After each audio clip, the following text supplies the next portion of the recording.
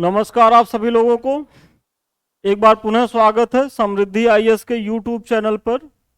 और आज हम अपने पीटी प्रोग्राम के तहत 7वां लेक्चर लेके उपस्थित हुए हैं, जो टॉपिक है कांग्रेस के पूर्व स्थापित राजनीतिक संस्थाएं एवं भारतीय राष्ट्रीय कांग्रेस। देखिए, मैंने पहले भी बताया है कि हमारा जो पीटी का प्रोग्राम है वो आधुनिक भारत से चल रहा है और इसके पहले हमारी 6 क्लास हो चुकी है। ये हमारी 7वीं क्लास है और आज हम कांग्रेस के पूर्व स्थापित राजनीतिक संस्थाएं और भारतीय राष्ट्रीय कांग्रेस के बारे में जानेंगे।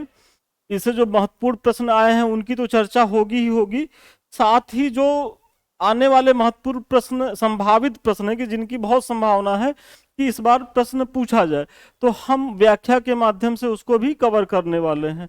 तो ठीक है, आइए आज का सेशन शुरू करते हैं।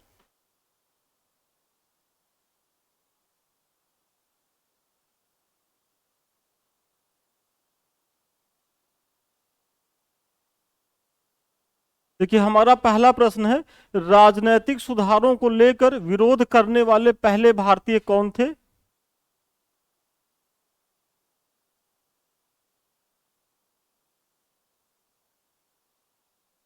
बताइए आप लोग। इसका ऑप्शन है दादा भाई नौरोजी, सुरेंद्र नाथ बनर्जी, राजा राम मोहन राय, बाल गंगाधर तिलक। आप लोग जल्दी से इसका ऑप्शन बताएं।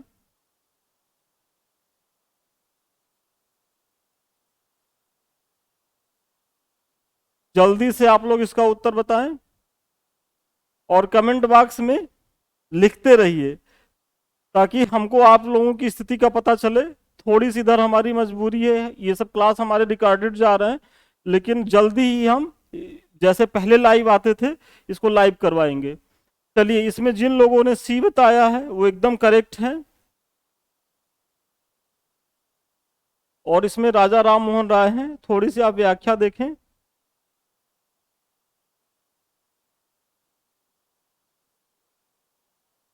आधुनिक भारत में समाज सुधारों एवं राजनीतिक आंदोलन के पथ प्रदर्शक राजा राम मोहन राय थे। इन्हीं के सहयोगियों ने सर्वप्रथम 1836 ईस्वी में बंग भाषा प्रकाशिका सभा नामक राजनैतिक संस्था की स्थापना की थी। मतलब अगर राजनैतिक प्रयासों के तहत यदि प्रश्न पूछा जाए कि इस भारत में सबसे पहले किसने प्रयास किया था, तो वो होंगे आपके राजा राम मोहन राय। और इन्हीं के जो सहयोगी थे 1836 ईस्वी में बंग भाषा प्रकाशिका सभा नामक राजनैतिक संस्था की स्थापना की थी। तो ये हमारा उत्तर हो गया सी। आइए दूसरा प्रश्न देखते हैं। भारत में जिस राजनीतिक संगठन की स्थापना 1838 में हुई थी उसका नाम था, बताइए आप लोग। British India society, Bengal British India society, settlers association, zamindari association. आप लोग इसका उत्तर जल्दी से बताएं कि 1838 में किस राजनीतिक संगठन की स्थापना हुई थी।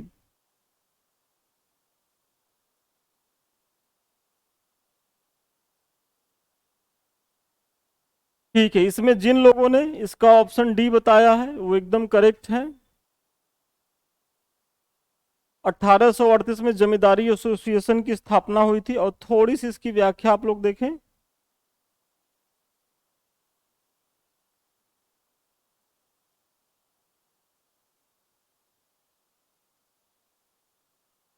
जमींदारी एसोसिएशन, देखिए इसी को लैंड होल्डर्स सोसाइटी भी कहते हैं। तो ये दोनों नाम आए तो आप लोग कंफ्यूज नहीं होंगे। यदि लैंड होल्डर सोसाइटी के बारे में पूछे या जमींदारी एसोसिएशन, तो बात एक ही है कि स्थापना 1838 ईस्वी में कहाँ हुई थी, इसका ध्यान रखना है। तो कलकत्ता में हुई थी। और इसके संस्थापक कौन थे, तो द्वारिका नाथ टैगोर। मतलब 1838 में स्थापित लैंड होल्डर सोसाइटी जो है, जमींदार की स्थापना 1838 में हुई थी, कलकत्ता में हुई थी। और द्वारिका नाथ टैगोर एवं उनके सहयोगी जो जमींदार थे इसके संस्थापक थे। देखिए ये आम जन लोगों की राजनीतिक पार्टी नहीं थी, एक तरीके से जमींदारों का एक संगठन था। नाम से ही आप समझ रहे होंगे कि लैंड होल्डर सोसाइटी थी ये, जिनके पास ज्यादा जमीनें थी। तो द्वारिका नाथ टैगोर इसके संस्थापक थे, और साथ ही साथ कुछ अन्य जमींदार भी इससे जुड़े हुए थे। तो ये महत्वपूर्ण फैक्ट है, और यहाँ से बहुत संभावना है कि अगला प्रश्न बने। चलिए अगला आप लोग देखिए। हमारा तीसरा प्रश्न है, 1876 में इंडियन एसोसिएशन की स्थापना किसने की थी? बहुत ही महत्वपूर्ण संगठन है। 1876 में इंडियन एसोसिएशन की स्थापना किसने की थी? सुरेंद्र नाथ बनर्जी, चित्तरंजन दास, डब्ल्यू सी बनर्जी, अरविंद घोष। आप लोग जल्दी से इसका उत्तर हमारे कमेंट बॉक्स में बताएं।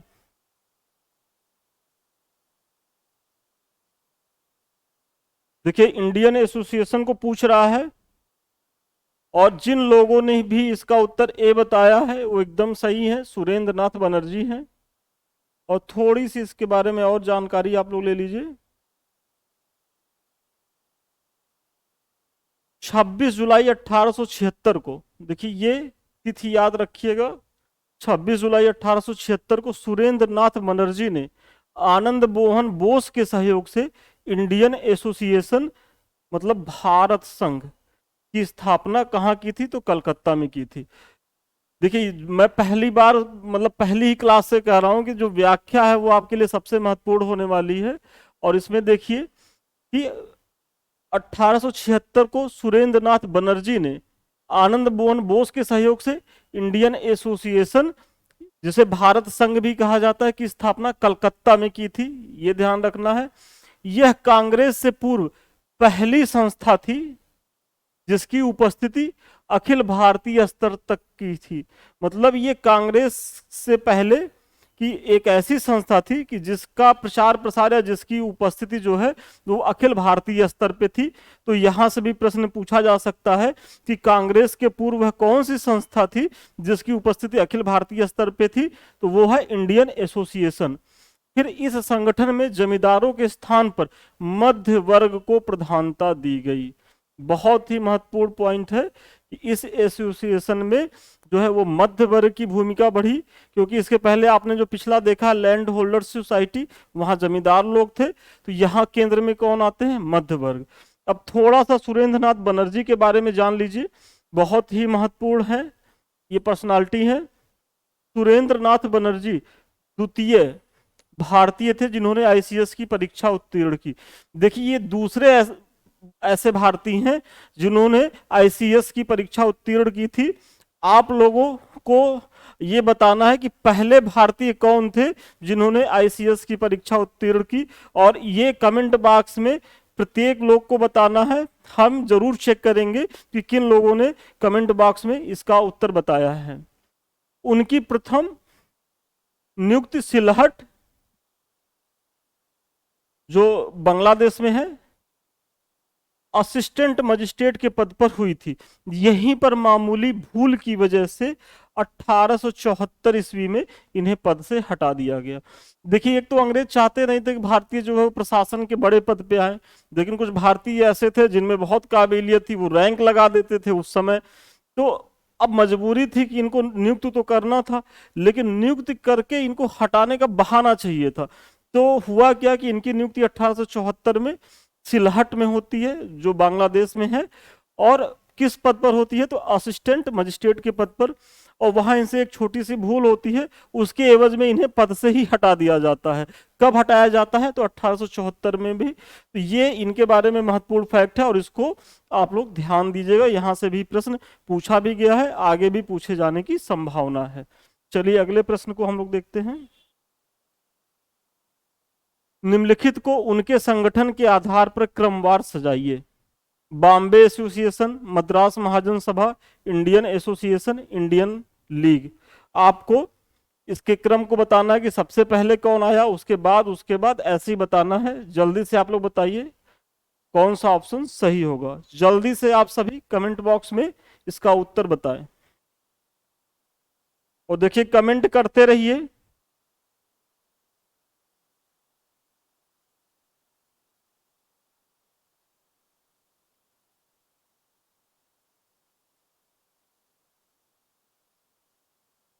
चलिए जल्दी से आप लोग बताइए। और इसमें जिन लोगों ने भी इसका उत्तर डी बताया है वो एकदम सही है, इसका उत्तर डी होगा। और इसकी आप लोग व्याख्या देखें।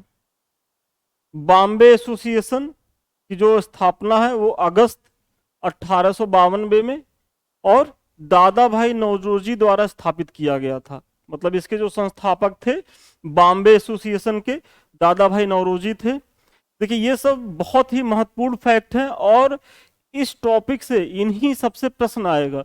तो एक बार थोड़ा परिश्रम कर लीजिए और हो सकता है कि आपको लगे थोड़ा फैक्चुअल है, लेकिन क्या करिएगा, एग्जाम में तो पूछा जा रहा है। और दूसरी चीज ये है कि अगर आप 2-3 बार इसका रिवीजन करेंगे, इसकी प्रैक्टिस करेंगे, तो विश्वास मानिए आप कभी नहीं भूलेंगे। और अभी जैसे जैसे हम पढ़ा रहे हैं तो आप लोग, चूंकि ये रिकॉर्डेड वीडियो है, तो आप वीडियो को रोक करके पॉइंट आउट करते रहिए, इसको लिखते भी रहिए साथ साथ, तो आपका एक नोट्स भी बन जाएगा। और यदि आपको लिखने में दिक्कत आ रही है, आपको ये लग रहा है कि नहीं बहुत टाइम जा रहा है, तो कुछ नहीं, आप हमारे टेलीग्राम से जुड़िए, इसका पीडीएफ हम वहां डलवा देंगे और आप पीडीएफ ही देख करके इसका जो है रिवीजन करते रहिएगा या प्रिंट आउट ले लीजिएगा, लेकिन इसका रिवीजन करते रहिएगा। फिर इंडिया लीग है, इंडियन लीग 1875 शिशिर कुमार घोष द्वारा स्थापित है। इंडियन एसोसिएशन 1876 में है, अभी मैंने पहले पीछे ही क्वेश्चन में कराया है, सुरेंद्र नाथ बनर्जी एवं आनंद मोहन बोस हैं इससे। और मद्रास महाजन सभा 1884 एस रामास्वामी मुदलियार, वी राघवाचारी, जी सुब्रमण्यम तथा पी आनंद चार्लू द्वारा स्थापित। तो ये प्रमुख संगठन है, कब स्थापित हुए उनकी तिथियां हैं, डेट है और सन है, और कौन सी पर्सनालिटी के द्वारा स्थापित की गई तो उनके नाम है, तो ये आप ध्यान रखिएगा। चलिए अगले प्रश्न पे आते हैं। देखिए हमारा जो 5वां प्रश्न है, निम्नलिखित में से कौन 1885 में स्थापित बंबई प्रेसिडेंसी एसोसिएशन के संस्थापकों में से एक था? फिरोज शाह मेहता, पी आनंद चार्लू, सॉरी ये चालू नहीं है, ये चार्लू है, M B Raghava Chariar, S N Banerjee. आप लोग जल्दी से इसका उत्तर हमको कमेंट बॉक्स में बताएं।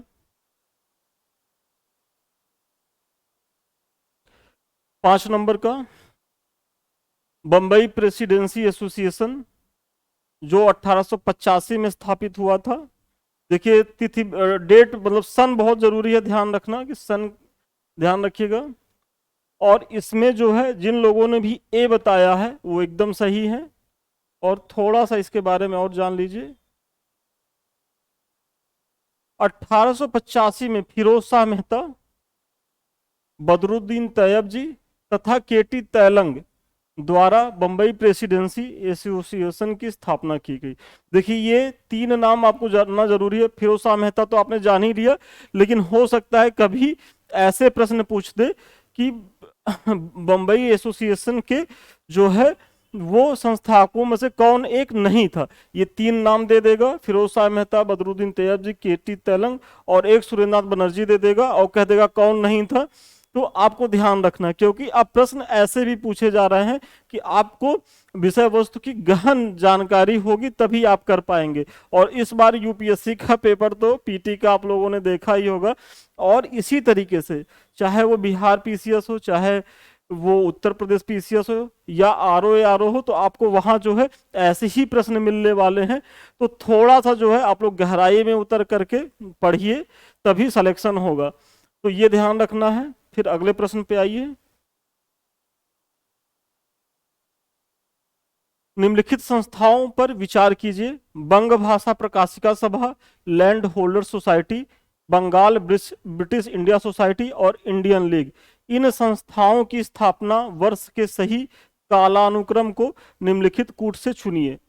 मतलब ये संस्थाएं कब स्थापित हुई, एक क्रम में सजाना है, सबसे पहले कौन और सबसे बाद में। देखिए अगर आप लोगों ने पीछे की जो व्याख्या है उसको ध्यान से देखी होगी तो आप लोगों को बन रहा होगा। जल्दी से कमेंट बॉक्स में इसका उत्तर आप लोग बताएं। और बहुत कम लोग रिस्पॉन्ड कर रहे हैं, ये गलत बात है। इतने लोग लाइव हैं तो सभी लोग रिस्पॉन्ड करिए, जल्दी से आप लोग कमेंट बॉक्स करके बताइए।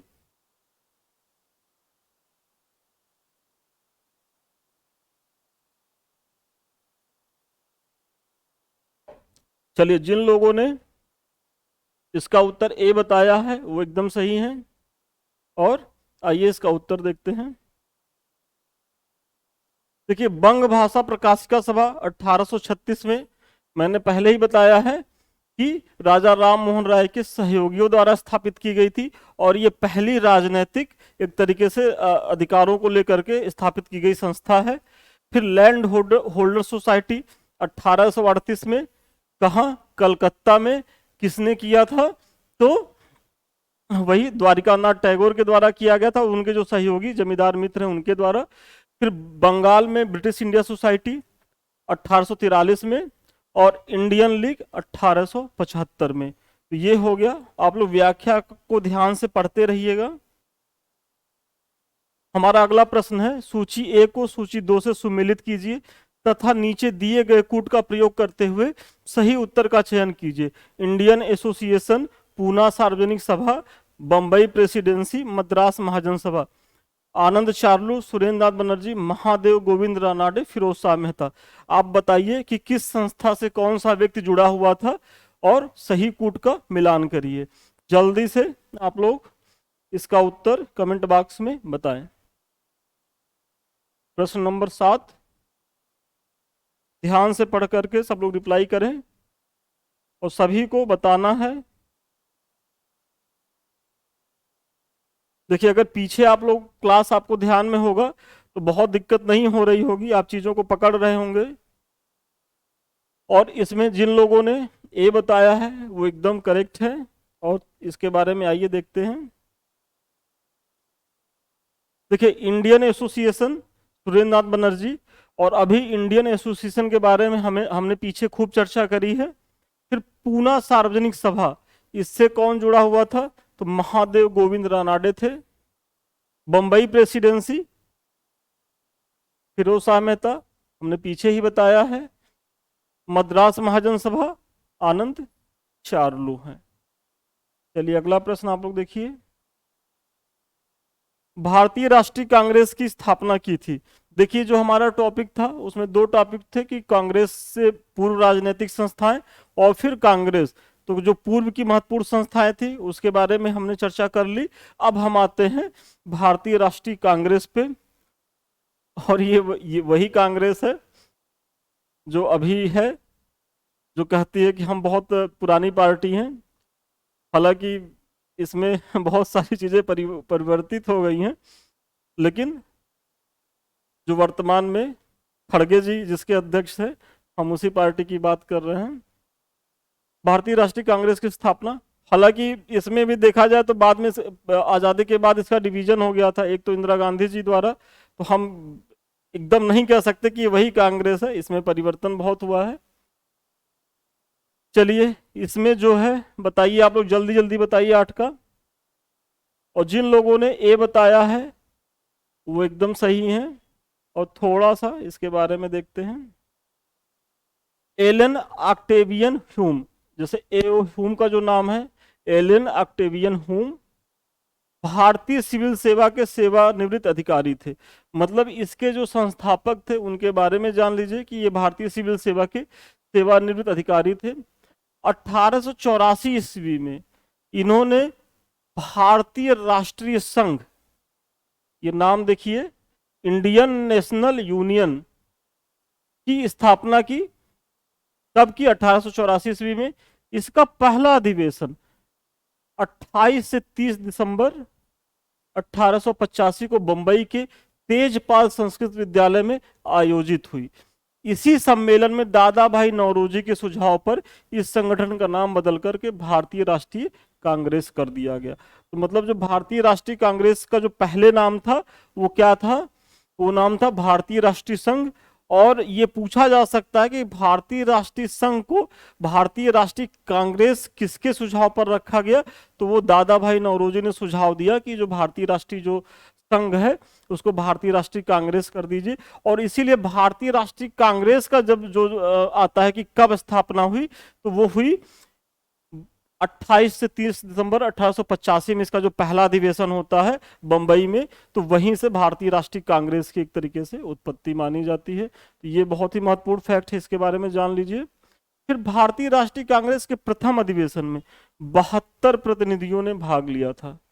मतलब जो हमारा ये अधिवेशन हुआ 28 से 30 दिसंबर 1885 में बम्बई में इस तेजपाल संस्कृत विद्यालय में, तो यहाँ जो है कितने प्रतिनिधियों ने भाग लिया, तो 72 प्रतिनिधियों ने भाग लिया। इसके प्रथम अध्यक्ष व्योमेश चंद्र बनर्जी थे। बहुत बार पूछा गया कि इसके पहले अध्यक्ष कौन थे, तो डब्ल्यू.सी. बनर्जी या व्योमेश चंद्र बनर्जी थे।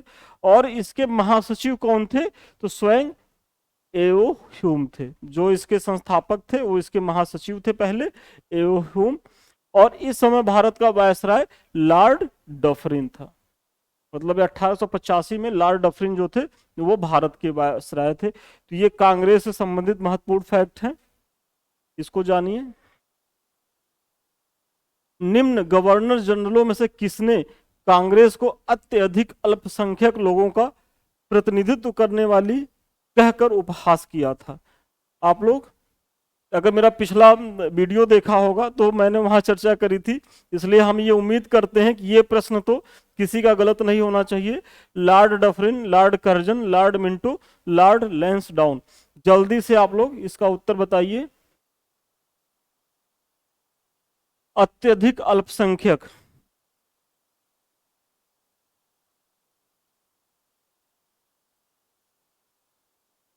चलिए इसमें जिन लोगों ने बताया है ए लॉर्ड डफरिन, वो एकदम सही है। लॉर्ड डफरिन ने ही कहा था कि ये जो कांग्रेस है वो अत्यधिक अल्पसंख्यक लोगों का प्रतिनिधित्व करने वाली संस्था है। और थोड़ा सा इसकी व्याख्या आप लोग देख लीजिए।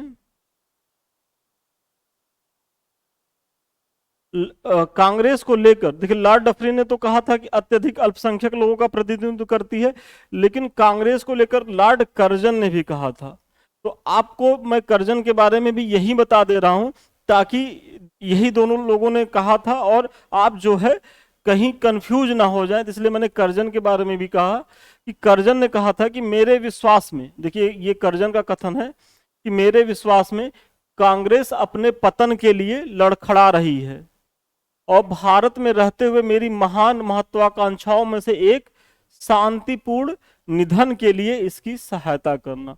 मतलब ये भारत में रहते हुए कांग्रेस के मृत्यु की ये कामना कर रहे थे। इनकी महत्वाकांक्षाओं में से एक थी कि हम उसके पतन में क्या सहयोग कर सके। तो ये कर्जन का कथन है और डफरिन का कथन आपने पीछे भी देखा है। तो ये दोनों कथन बहुत बार आते हैं और जब ऑप्शन में लॉर्ड डफरिन और कर्जन दोनों रहे तो बच्चे कंफ्यूज कर जाते हैं। तो अब आप लोग आगे से कंफ्यूज तो नहीं करिएगा, ये मुझे विश्वास है।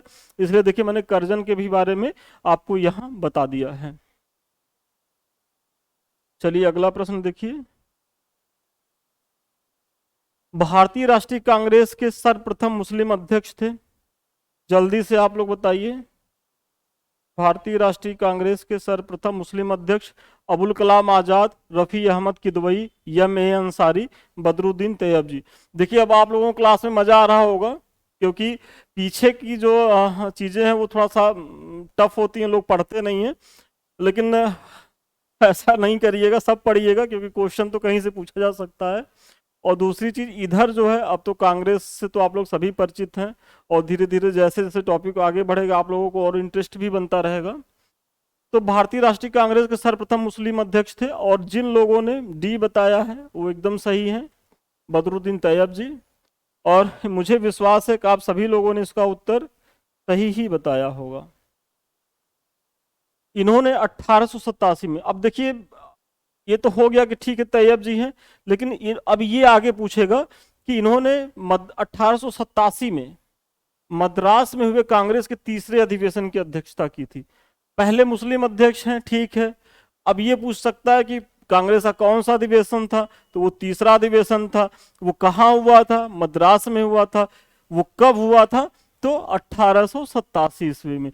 तो अब इसका ध्यान आप लोगों को रखना है कि बदरुद्दीन तैयब जी तो थे ही दूसरे, लेकिन अब कमीशन थोड़ा सा और आगे पहुंच गया है और वो दूसरे मुस्लिम अध्यक्ष के बारे में भी पूछ रहा है। अभी हाल ही में स्टेट पीसीएस में पूछा था कि दूसरे मुस्लिम अध्यक्ष कौन थे, तो इनके बारे में भी जान लीजिए कि भारतीय राष्ट्रीय कांग्रेस के द्वितीय मुस्लिम अध्यक्ष, पहले देखिए पहला जब पूछेगा तो बदरुद्दीन तैयब जी, कहाँ थे, मद्रास, कब थे, 1887 के तीसरे कांग्रेस के अधिवेशन में।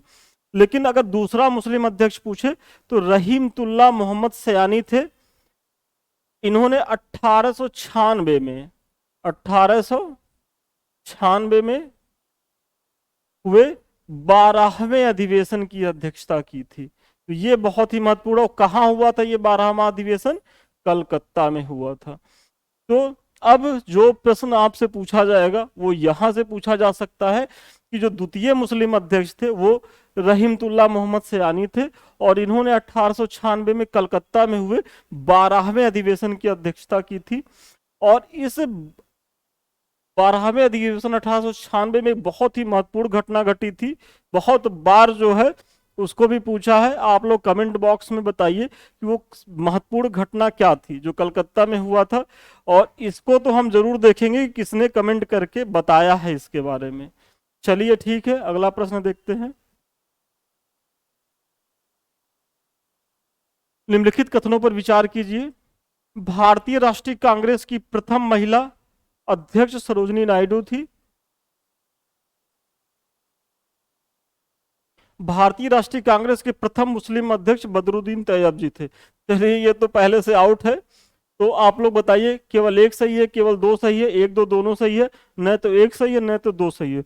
जल्दी से आप लोग कमेंट बॉक्स में इसका उत्तर बताएं। भारतीय राष्ट्रीय कांग्रेस की प्रथम महिला अध्यक्ष सरोजिनी नायडू थी। भारतीय राष्ट्रीय कांग्रेस के प्रथम मुस्लिम अध्यक्ष बदरुद्दीन तैयब जी थे। तो इसमें कौन सा सही है? तो इसमें देखिए जिन लोगों ने बी बताया है वो एकदम सही है, केवल दो। क्योंकि भारतीय राष्ट्रीय कांग्रेस की प्रथम महिला अध्यक्ष सरोजिनी नायडू नहीं थी। प्रथम महिला अध्यक्ष कौन थी? तो वो एनी बेसेंट थी और उन्होंने 1917 में कांग्रेस की अध्यक्षता की थी। वो आगे आएगा भी। आइए थोड़ा सा इसके बारे में बता देते हैं आप लोगों को। देखिए 1917 में कांग्रेस की पहली महिला अध्यक्ष एनी बेसेंट थी और 1925 में कानपुर में कांग्रेस की अध्यक्षता सरोजिनी नायडू ने की थी, जो पहली भारतीय महिला अध्यक्ष थी। देखिए यहां कंफ्यूज नहीं होना। यदि पहली महिला पूछे तो वो सरोजिनी नायडू है। कब अध्यक्षता की थी? 1917 में। और अगर पूछे कि पहली भारतीय कौन थी, तो पहली जो भारतीय थी वो थी सरोजिनी नायडू। और कहां की अध्यक्षता की थी? तो 1925 में कानपुर में। अब आप लोगों को एक होमवर्क है कि आप लोग को ये बताना है कि 1917 में कांग्रेस की जो पहली महिला अध्यक्ष एनी बेसेंट थी, वो जो 1917 का अधिवेशन हुआ था वो किस मतलब कहाँ के, वो स्थान क्या था, उसका नाम आप लोग कमेंट बॉक्स में हमको बताइएगा। कि वो जैसे आप देख रहे हैं ना कि 1925 में कानपुर में, तो 1917 में वो कौन कहाँ अधिवेशन हुआ था, आप लोग उसको कमेंट बॉक्स में बताइएगा। हम आप लोगों का देखेंगे। तो ये चीजें क्लियर हो गई होंगी, किसी को कोई कंफ्यूजन नहीं होगा। पहली पहली और पहली भारतीय में यदि पूछे तो कंफ्यूज नहीं होना है। पहली यदि एनी बेसेंट और यदि पहली भारतीय पूछे तो सरोजिनी नायडू। चलिए अगला प्रश्न आप लोग देखिए। निम्नलिखित में से कौन भारतीय राष्ट्रीय कांग्रेस का अध्यक्ष कभी नहीं चुना गया? बताइए कौन भारतीय राष्ट्रीय कांग्रेस का अध्यक्ष कभी नहीं था? लाला लाजपत राय, एनी बेसेंट, मोतीलाल नेहरू, बाल गंगाधर तिलक। जल्दी से कमेंट में आप लोग बताइए। 12 नंबर को जल्दी से कमेंट करें।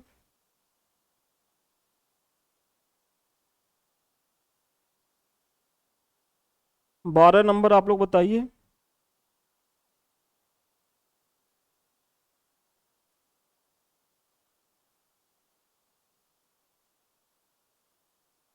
चलिए इसमें जो है वो उत्तर है बाल गंगाधर तिलक। बाल गंगाधर तिलक कांग्रेस से कभी अध्यक्ष नहीं रहे, इसका ध्यान रखना है।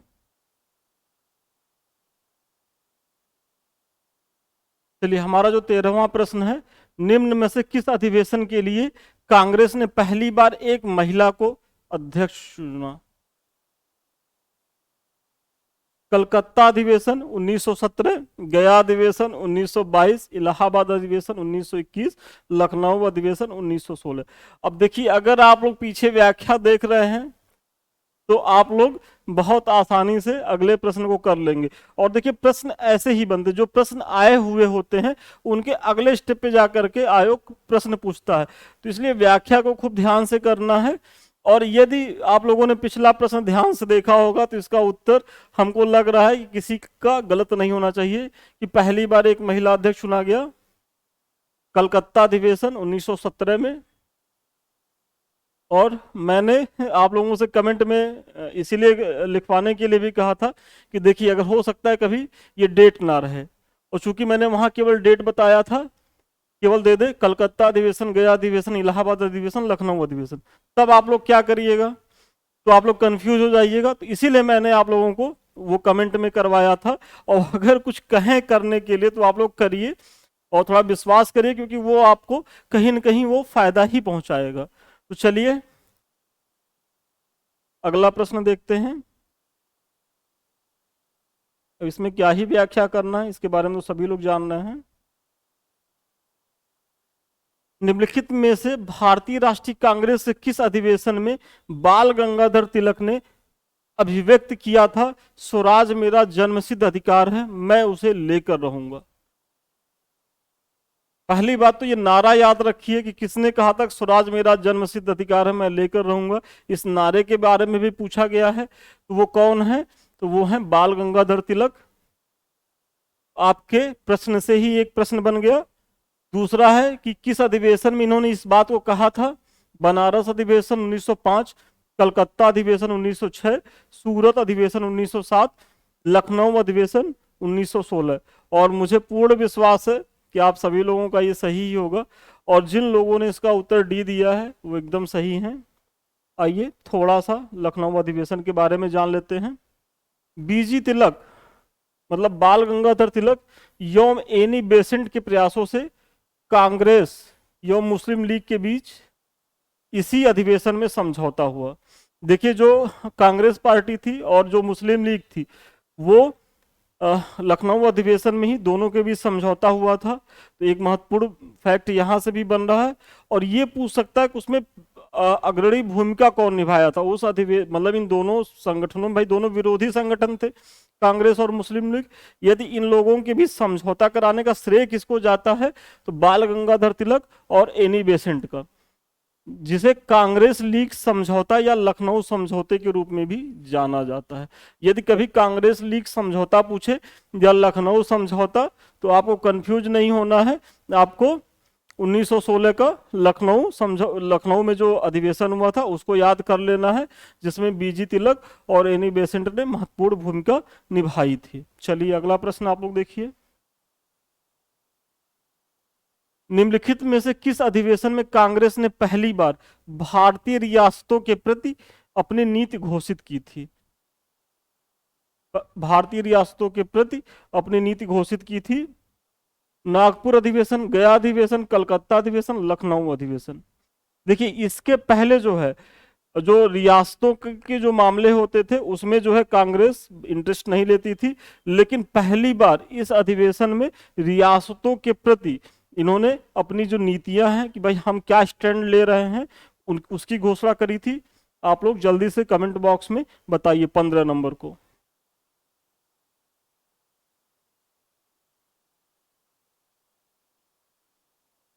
और जिन लोगों ने इसमें ए बताया है नागपुर अधिवेशन, वो एकदम सही है। और थोड़ा सा इसमें जान लीजिए आप लोग। देखिए 1920 में, मतलब अब ये महत्वपूर्ण है कि 1920 में कांग्रेस ने अपने नागपुर अधिवेशन में रियासतों के प्रति अपनी नीति की घोषणा की। मतलब ये जो नागपुर अधिवेशन हुआ था वो कब हुआ था, तो 1920 में हुआ था। इसके तहत कांग्रेस ने रियासतों के प्रमुख से यह मांग की कि प्रजा को पूर्ण उत्तरदायी सरकार दी जाए। मतलब ये जो इनकी रियासतों के प्रति जो नीति थी, उस नीति के तहत इन्होंने कांग्रेस मतलब जो प्रमुख थे, राज्यों के जो प्रमुख थे, उनसे उन्होंने उनसे कहा कि प्रजा को, जो मतलब आपके जो अंतर्गत जो प्रजा है, उस समय तो भाई राजा और प्रजा का ही कॉन्सेप्ट रहता था, रियासत थी तो कोई राजा ही था। तो आज जो है जनता का कॉन्सेप्ट है, जन का कॉन्सेप्ट है, लेकिन उस समय प्रजा ही थी। तो वही कहा गया कि प्रजा को पूर्ण उत्तरदायी सरकार दी जाए, मतलब कहीं न कहीं प्रजातांत्रिक मूल्यों को बढ़ाने का प्रयास यहीं से प्रारंभ होता है 1920 के नागपुर अधिवेशन में। और कांग्रेस ने बहुत ही महत्वपूर्ण स्टैंड लिया था, तो इसको बहुत ध्यान से पढ़ना है और इसको समझ करके काम करना है। 16 नीचे उन व्यक्तियों की सूची दी गई है जो भारतीय राष्ट्रीय कांग्रेस के अध्यक्ष हुए, तिथ्यानुसार उन्हें क्रमबद्ध कीजिए। अब आपको इसमें बताना है कि सबसे पहले कौन अध्यक्ष बने, उसी क्रम में बताना है। महात्मा गांधी कब बने? जवाहरलाल नेहरू, वल्लभ भाई पटेल, श्रीमती सरोजनी नायडू। आपको इस क्रम में सजाना है, जल्दी से आप लोग बताइए।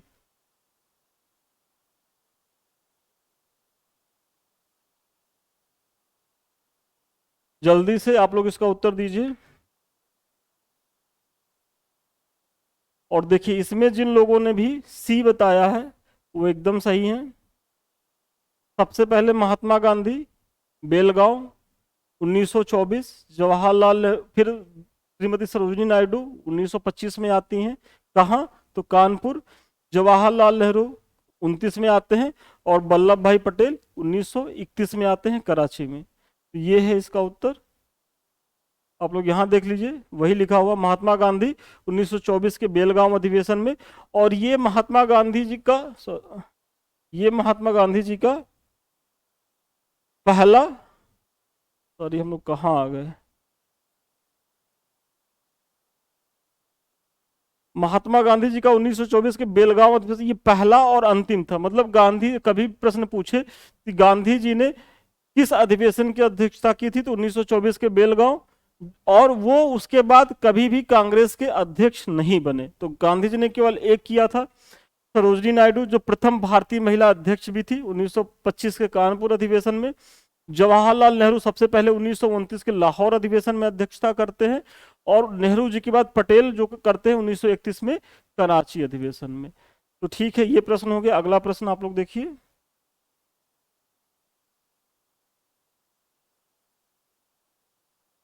सूची 1 को सूची 2 से सुमेलित कीजिए और नीचे दिए गए कूट से सही उत्तर का चयन कीजिए। सूची 1 अध्यक्ष, सूची 2 भारतीय राष्ट्रीय कांग्रेस की सभाओं के स्थान। मतलब ये जो अध्यक्ष थे और किससे जुड़े हुए थे आपको बताना है। अबुल कलाम आजाद, अमृतसर 1919, सरोजनी नायडू बंबई 1934, मोतीलाल नेहरू कानपुर 1925, डॉक्टर राजेंद्र प्रसाद रामगढ़ 1940। जल्दी से आप लोग कमेंट बॉक्स में इसका उत्तर बताइए। और बहुत ही आसान है, इसमें तो कुछ लोग पकड़ भी रहे होंगे। जल्दी से आप लोग कमेंट करें।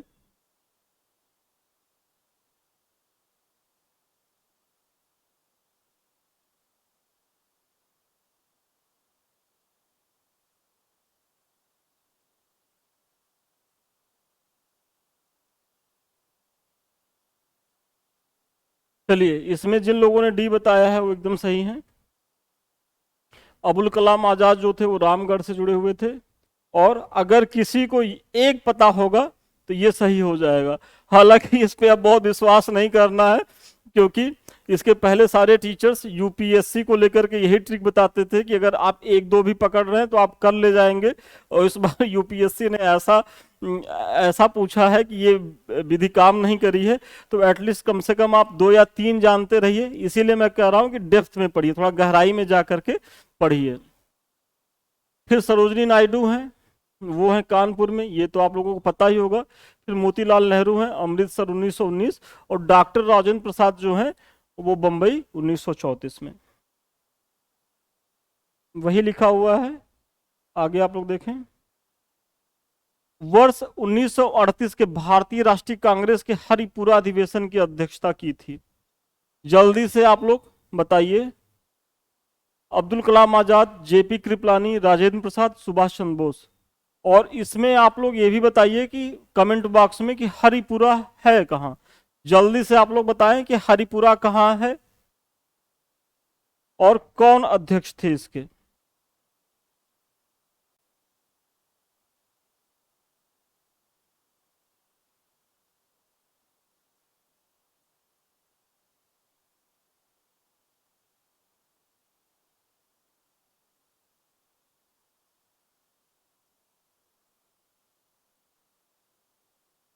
चलिए, इसमें जिन लोगों ने डी बताया है वो एकदम सही है, सुभाष चंद्र बोस। और थोड़ा सा इसके बारे में जानते हैं। देखिए, सुभाष चंद्र बोस 1938 के हरिपुरा, हरिपुरा कहाँ है? वो गुजरात में है। 1938 के हरिपुरा गुजरात, एवं 1839 में त्रिपुरी, जो मध्य प्रदेश में। देखिए, ये दोनों याद रखना है क्योंकि यहां से भी प्रश्न पूछा गया है और आपको कंफ्यूज नहीं होना है। 1838 में हरिपुरा गुजरात और 1839 में त्रिपुरी मध्य प्रदेश अधिवेशन की अध्यक्षता की थी। त्रिपुरी अधिवेशन में इन्होंने गांधी जी द्वारा समर्थित उम्मीदवार पट्टाभी सीतारमैया को हराया था। मतलब इन्होंने जो 1839 में त्रिपुरी का जो अध्यक्षता की थी, इसमें पट्टाभी सीतारमैया को इन्होंने हराया था। और ये गांधी जी के द्वारा समर्थित उम्मीदवार थे। मतलब गांधी जी इनके बारे में सोच रहे थे, ये अध्यक्ष बने, और सुभाष चंद्र बोस जी विजयी रहे। हालांकि उनके विजयी होने के कई कारण थे, उस पर नहीं जाएंगे क्योंकि वो तो मेंस का भी टॉपिक हो गया। अपनी कार्यकारिणी के गठन के प्रश्न पर गांधी जी से विवाद हो जाने के कारण उन्होंने, मतलब सुभाष चंद्र बोस ने त्यागपत्र दे दिया। आप समझ ही रहे हैं कि 1839 में त्रिपुरी, जबलपुर, मतलब मध्य प्रदेश का जबलपुर है, वहीं हुआ था ये अधिवेशन। और जब कार्यकारिणी के गठन की बात आई तो गांधी जी चूंकि नहीं चाह रहे थे, तो गांधी जी ने उस तरीके से सहयोग नहीं किया वो सुभाष चंद्र बोस का। और जो है इसी वजह से, और देखिए उस समय गांधी जी इतने बड़े लीडर थे, अगर गांधी जी की भूमिका किसी चीज में नहीं रहेगी तो वो बहुत ज्यादा आगे नहीं जा सकती है। और इसी की वजह से सुभाष चंद्र बोस ने जो है वो अध्यक्ष पद से इस्तीफा दे दिया। और तब कौन अध्यक्ष बना था? तो राजेंद्र प्रसाद बने थे। ये प्रश्न पूछा जा सकता है कि त्रिपुरी अधिवेशन में सुभाष चंद्र बोस के इस्तीफा देने के बाद कांग्रेस का अध्यक्ष कौन बना था? तो वो बने थे राजेंद्र प्रसाद, डॉक्टर राजेंद्र प्रसाद, जो हमारे पहले राष्ट्रपति थे। और देखिए, इस घटना से आप जो है ये नकारात्मक मत सोच लीजिएगा कि जो है सुभाष चंद्र बोस और गांधी जी में संबंध बहुत खराब थे। देखिए, दोनों लोग महापुरुष थे और दोनों लोग की विचारधाराओं में अंतर था। मतलब मतभेद था, मनभेद नहीं था। और इसका उदाहरण आप ऐसे देख सकते हैं कि जब उन्होंने इंडियन आर्मी बनाई तो उसमें उन्होंने गांधी जी के नाम से भी एक ब्रिगेड रखा था। सुभाष चंद्र बोस ने गांधी और जवाहरलाल नेहरू और झांसी की रानी के नाम पे ब्रिगेड रखा।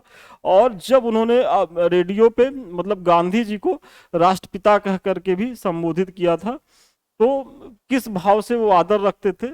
देखिए, बुद्धिजीवियों में क्या होता है, जो बुद्धिजीवी लोग होते हैं उसमें जो है मतभेद होते हैं और मतभेद होना भी जरूरी है। देखिए, यदि लोकतंत्र को परिपक्व होना है, लोकतंत्र को आगे बढ़ाना है, तो उसमें अगर 10 तरीके के मत रहेंगे और उसमें से अगर सहमति बनाई जाएगी तो वो बहुत ही प्रगतिशील रास्ता निकलेगा वहां से।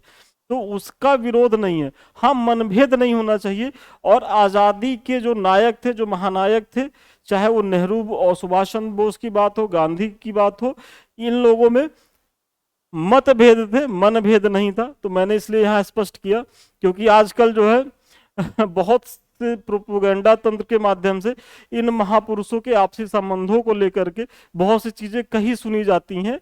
तो आप लोग उसका ध्यान मत रखिए। ये वही लोग होते हैं, ऐसा वही लोग बोलते हैं जिन्होंने सही में, चाहे गांधी जी हो, सुभाष चंद्र बोस हो, या नेहरू जी हो, या आजादी के कोई भी महानायक हो, इनके बारे में एक किताब भी नहीं पढ़ा होगा या ABCD भी नहीं जानते। ये ऐसा कुतर्क वही लोग करेंगे। तो आप लोग तो बहुत पढ़े लिखे लोग हैं, बहुत बुद्धिजीवी लोग हैं, UPSC की तैयारी कर रहे हैं, तो आप लोगों को उस कुतर्कों में नहीं जानना है। और अगर इनके संबंधों के बारे में जानना हो तो इनके द्वारा जो लिखे गए लेटर्स हैं, जो बहुत अच्छे हिस्टोरियन ने लिखा है, आप वहां से पढ़िए तो आप एक बहुत ही तार्किक धारणा बना पाएंगे। चलिए, थोड़ा सा हम विषयेत्तर हो गए, लेकिन चलिए कभी कभी ये भी जरूरी है क्लास में। निम्नलिखित में से कौन लगातार 6 वर्षों तक भारतीय राष्ट्रीय कांग्रेस का अध्यक्ष था? बस आप लोग घबराइए नहीं, बस हमारा एक लास्ट क्वेश्चन और है, ये सेकंड लास्ट है, तो आप लोग बने रहिए। जल्दी से बताइए। जवाहरलाल नेहरू, अबुल कलाम आजाद, जीके गोखले, दादा भाई नौरोजी। लगातार 6 वर्षों तक भारतीय राष्ट्रीय कांग्रेस का अध्यक्ष था। और जिन लोगों ने इसका उत्तर बी बताया है वो एकदम सही है, अबुल कलाम आजाद। और थोड़ा सा इनके बारे में आप लोग जान लीजिए कि अबुल कलाम आजाद 1940 से 46 तक लगातार 6 वर्षों तक कांग्रेस के अध्यक्ष रहे। देखिए, अब आपसे पूछा जा सकता है, जैसे ये तो पूछ लिया कि कौन अध्यक्ष सबसे ज्यादा समय तक, लेकिन ये पूछा था वो कब से कब तक थे। तो 1940 से 46 तक, मतलब लगातार 6 वर्षों तक रहे। और इनके साथ एक उपलब्धि इनकी और भी जुड़ी हुई है कि यह सबसे कम आयु में कांग्रेस अध्यक्ष बने थे। मतलब अब ये मत ध्यान दीजिए कि 1940 में नहीं, इससे पहले भी इन्होंने कांग्रेस की अध्यक्षता की थी। और जब ये कांग्रेस के अध्यक्ष थे तो उस समय इनकी आयु सबसे कम थी, और मतलब ये 35 वर्ष की थी आयु। और 1923 में कांग्रेस का एक विशेष अधिवेशन हुआ था दिल्ली में। मतलब 1923 के कांग्रेस के विशेष अधिवेशन में ये पहली बार अध्यक्ष बने थे, और उस समय इनकी आयु जो थी वो 35 वर्ष थी। तो ये नीचे वाली जो लाइन है, जो फैक्ट है, वो बहुत ही महत्वपूर्ण है। और आपसे जब प्रश्न पूछा जाएगा तो वो यहां से पूछा जाएगा, तो इसका भी ध्यान रखना है। या तो ये पूछ सकता है कि 40 से 46, मतलब ये समय पूछ लेगा कब से कब तक थे, इसका ध्यान रखिएगा। चलिए अपने अंतिम प्रश्न पे आते हैं। थोड़ा सा आज लंबा हो गया एक्चुअली में, हम सोचे कि अब ये टॉपिक खत्म कर दे। जब भारत स्वतंत्र हुआ तो उस समय कांग्रेस के अध्यक्ष थे। जब भारत स्वतंत्र हुआ तो उस समय कांग्रेस के अध्यक्ष थे महात्मा गांधी, जवाहरलाल नेहरू, जेबी कृपलानी, सरदार पटेल। जल्दी से आप लोग बताइए। जब भारत स्वतंत्र हुआ तो उस समय कांग्रेस के अध्यक्ष थे, कौन थे?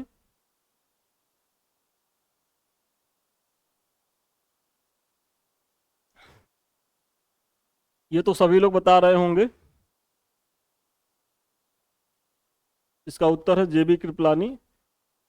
देखिए, ऑप्शन ही ऐसा है कि आप लोग पकड़ लिए, लेकिन अगर यही अगर राजेंद्र प्रसाद होता तो आप कंफ्यूज करते। तो इसका ध्यान रखना कि जेबी कृपलानी ही थे उस समय। जब भारत स्वतंत्र हुआ तो उस समय कांग्रेस के अध्यक्ष जेबी कृपलानी थे। इन्होंने कांग्रेस का 54वां अधिवेशन 1946 में, मतलब ये नवंबर 1946 में,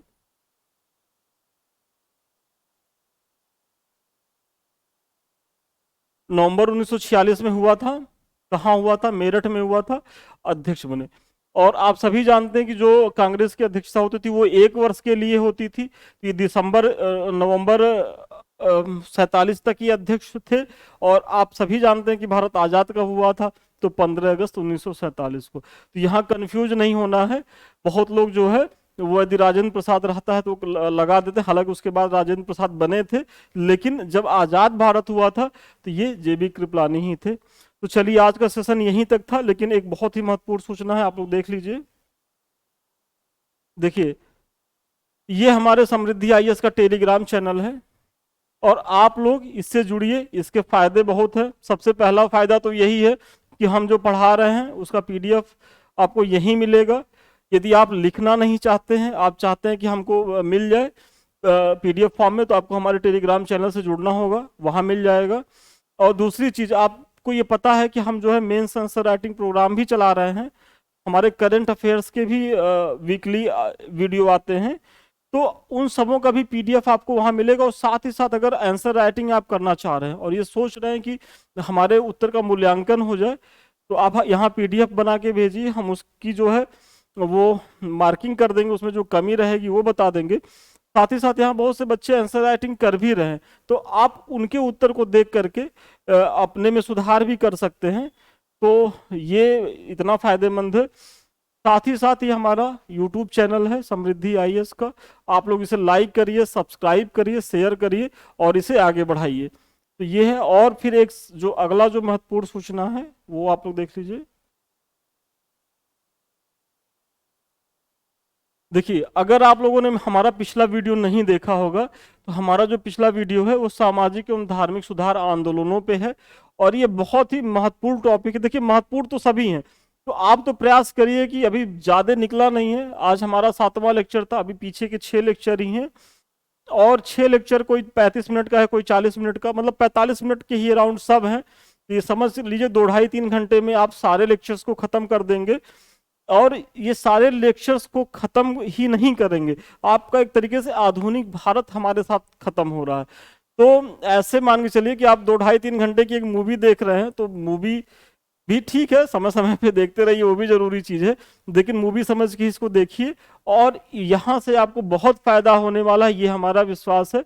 तो आप लोग हमारे साथ बने रहिए, इसको लाइक करिए, सब्सक्राइब करिए, शेयर भी करिए। तो चलिए, आज के लिए इतना ही। फिर जल्दी क्या, कल फिर 6 बजे हम उपस्थित होते हैं अपने नए सेशन के साथ। तब तक के लिए धन्यवाद, बहुत शुभकामनाएं आप लोगों को।